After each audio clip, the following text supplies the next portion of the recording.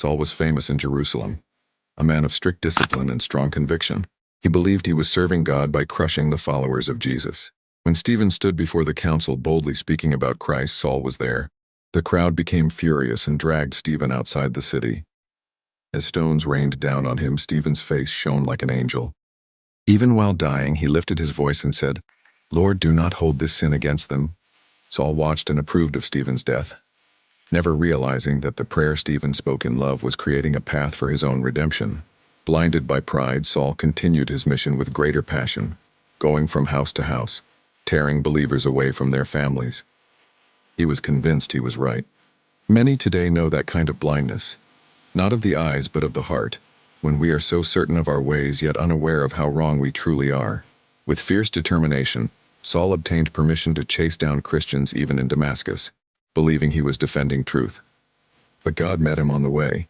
A light brighter than the sun flashed around him, and Saul fell on his knees with his head to the ground. Then came a voice that pierced his soul, saying, "Saul, Saul, why are you persecuting me?" It was not just a question, it was a confrontation. Saul had been attacking believers, yet the voice said, "Me." Jesus was taking their pain as his own. Trembling, Saul asked, "Who are you, Lord?" The voice replied, "I am Jesus, the one you are persecuting. Now rise and go into the city. You will be told what to do." The man who once walked in authority now had to be led by the hand like a child. As his eyes were shut and no light could enter, leaving him blind, he spent 3 days in darkness without food or water. As he sat alone in silence, he was forced to face everything he had done. But God was not finished with him. In Damascus lived a disciple named Ananias. The Lord spoke to him in a vision, instructing him to go to Saul. Ananias knew Saul's history and hesitated, fearing for his life. But the Lord told him, "Go. He is my chosen instrument." Ananias obeyed.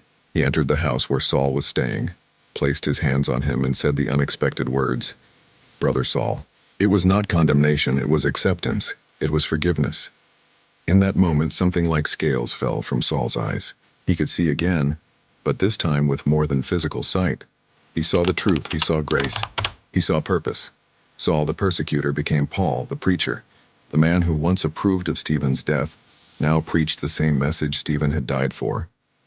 The one who tried to silence believers became one of the loudest voices in history, declaring that Jesus is alive. He no longer lived by anger but by mercy. His life became proof that no one was too lost to be found, and no heart was too hard to be softened. His story speaks to us today. You can be convinced you are right, yet to be headed in the wrong direction. God can stop you, not to destroy you but to save you. The people you once hurt may become the very ones who help you heal. Your darkest moment does not disqualify you. It may be the beginning of something new. From the prayer of Stephen to the voice of Jesus on the road, everything in Paul's life pointed to one truth: God's grace is stronger than guilt. God's mercy is louder than shame. No past is too broken for God to rewrite. If Saul could become Paul, then no one is beyond hope.